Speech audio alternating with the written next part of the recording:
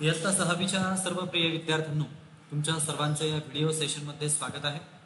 आज आपण इयत्ता 6वी जनरल सायन्स सामान्य विज्ञान या पुस्तकाला सुरुवात करणार आहोत। आज पहिल्या धड्याचा फर्स्ट पार्ट आपण पाहणार आहोत। चला स्टार्ट करूया। अतिशय सुंदर पुस्तक आणि त्या सुंदर पुस्तकाचं सुंदर कव्हर पेज तुम्ही या ठिकाणी बघताय।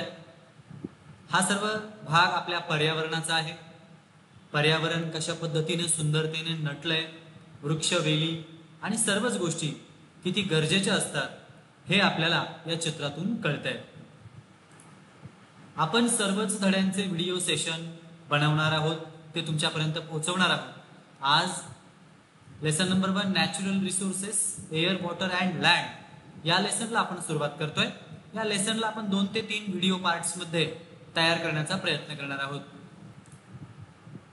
तर विद्यार्थ्यांनो, हा आहे आपला पहिला lesson, natural resources air water and land. Natural म्हणजेच नैसर्गिक,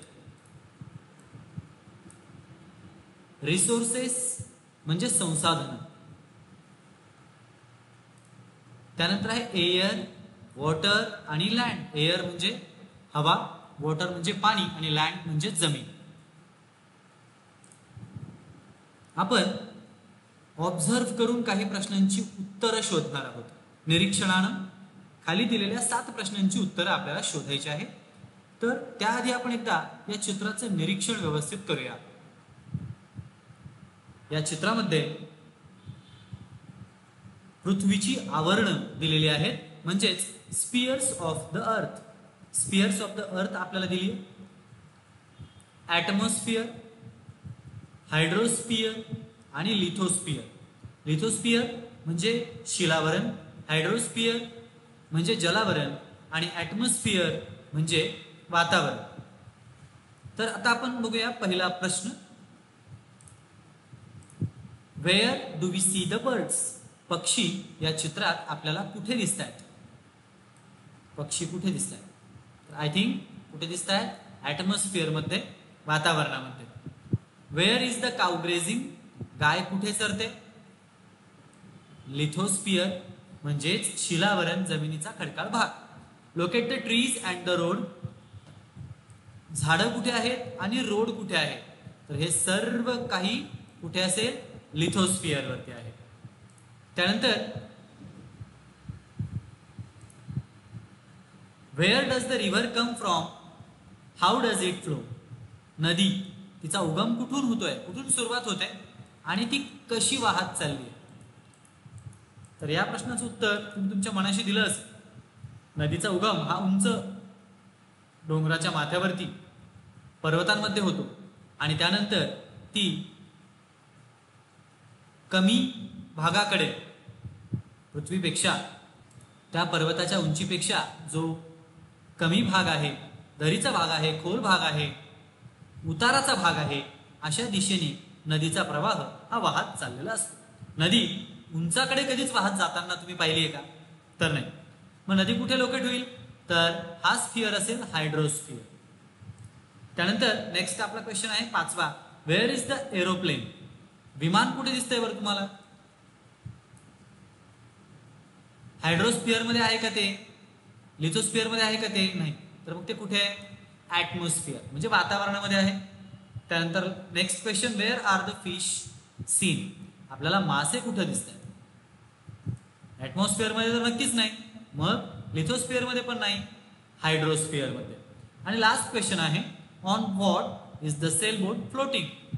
या ठिकाणी जी बोट दिसते, ही बोट कशावरती तरंगते? आकाशात तरंगते का? जमिनीवर तरंगते का? की पाण्यात तरंगते? यस, पाण्यात म्हणजेच हायड्रोस्फिअर मध्ये। तर या सर्व प्रश्नांची उत्तरं आपण निरीक्षण करून दिलेली आहेत। आता आपण पुढच्या मुद्द्याकडे जाऊया। Natural resources. You can see that some things in the picture are in water, some on land and some in the sky, that is in the air. Thus all things on the earth are associated with air, water and land. आता बघा, आतापर्यंत ह्या चित्रामध्ये तुम्ही जेवढ्या काही गोष्टी पाहिल्यात त्या एकतर ऍटमॉस्फिअर, एकतर हवेत आहेत, नाहीतर पाण्यात आहेत, नाहीतर जमिनीवर आहेत. म्हणजेच काय, हवा, पाणी आणि जमीन यांच्यावरती आहेत. म्हणजे all this things are associated with air, water and land. ही सगळी संसाधनं, या सगळ्या गोष्टी ज्या चित्रात आपण पाहिल्या त्या यांच्याशी संबंधित आहेत. हवा, पाणी आणि जमीन. Air, water and land are called the earth's atmosphere, hydrosphere and lithosphere respectively. बघा, पृथ्वीचं एअर, वॉटर आणि लँड यांना रिस्पेक्टिव्हली काय काय नावं दिलीत आपण? तर एअरला आपण म्हणतो ॲटमॉस्फिअर, वॉटर जातो हायड्रोस्फिअर मध्ये आणि लँड जाते लिथोस्फिअर मध्ये, रिस्पेक्टिव्हली अनुक्रमे. Moreover, different living things occupy these three spheres of the earth. वेगवेगळ्या प्रकारचे सजीव या तीनही वातावरणाच्या थरांमध्ये आपल्याला पाहायला मिळतात. ते तिथे त्यांचे जीवन जगत असतात. These living things and the parts of the lithosphere, hydrosphere and atmosphere which they occupy are together called the biosphere. आता वातावरणाच्या ज्या भागामध्ये हे सर्व सजीव पाहायला मिळतात, ते जीवन जगतात, ते लिथोस्फिअर मध्ये असेल, हायड्रोस्फिअर मध्ये असेल की ॲटमॉस्फिअर मध्ये, या सर्वांना कलेक्टिव्हली आपण एकत्रित एक शब्द ठेवलाय, त्याचं नाव आहे बायोस्फिअर. काय नाव आहे त्याचं? बायोस्फिअर. बायोस्फिअर म्हणजेच काय? सर्व सजीव ज्याच्यात राहतात असं आवरण, सगळ्या सजीवांच्या तीनही रचनांचं आवरण म्हणजेच जीवावरण म्हणजेच बायोस्फिअर. आणि हे तुम्ही लास्ट इयर मध्ये शिकला असाल, इयत्ता 5वी मध्ये. These spheres have formed on the earth naturally. आणि ह्या स्पियर्सला, मग ते जे 3 स्पियर्स आपण वरती पाहिले, त्या स्पियर्सला कुठल्याही प्रकारच्या मानवनिर्मित तयार होण्याची गरज नव्हतीच. म्हणजे हे ॲटमॉस्फिअर, हे हायड्रोस्फिअर आणि लिथोस्फिअर हे पृथ्वीवरती नॅचरली तयार झालेलं आहे. Okay, so the atmosphere is the layer of air that surrounds the earth. The surface of the earth comprises water and land. That is the hydrosphere and lithosphere. Of these, the hydrosphere occupies a much larger part than the lithosphere. Figure 1.2 shows the proportion of land and water on the earth's surface. बघा, आपली जी काही पृथ्वी आहे, मग ती वातावरण, जलावरण, शिलावरण या सर्व भागांनी मिळून तयार झाली आहे. तर यात जर थोडंसं आपण ऑब्झर्वेशन आणखी डीप केलं तर आपल्या अशी एक गोष्ट लक्षात येते की लिथोस्फिअर अँड हायड्रोस्फिअर यामध्ये जर तुलना केली तर सगळ्यात जास्त पार्ट हा हायड्रोस्फिअर म्हणजेच पाण्याचा आहे पृथ्वीवरती. एकूण पृथ्वीच्या 71%, 71% पाणी, तर 29% जमीन. म्हणजे लिथोस्फिअर किती आहे? लिथोस्फिअर 29% आणि हायड्रोस्फिअर 71%. तर सर्वात मोठा भाग कोणता झाला? Yes, hydrosphere. 71% of land and water on the earth surface हे प्रपोर्शन आहे लँड आणि वॉटरचं पृथ्वीवरील एकूण तुलनेमध्ये.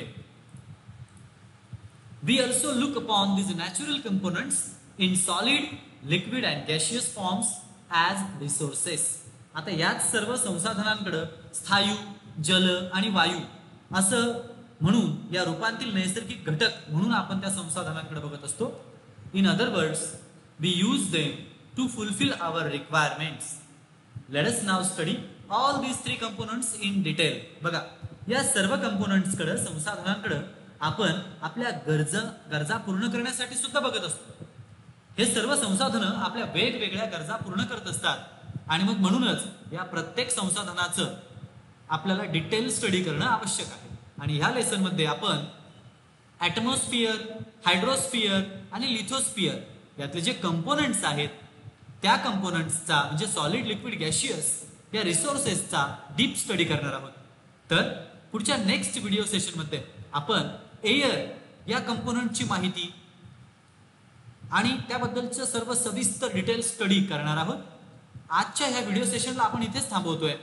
व्हिडिओ सेशन मध्ये कुठलीही शंका असेल तर तुम्ही माझ्याशी चॅट सेक्शन मध्ये संपर्क साधू शकता. किंवा व्हॉट्सअप करू शकता. व्हिडिओ आवडल्यास लाईक, शेअर, कमेंट करा आणि नेक्स्ट व्हिडिओ हा एअर या टॉपिकवर बनवून आपण लवकरच पुन्हा एकदा परत भेटणार आहोत. तोपर्यंत गुड बाय.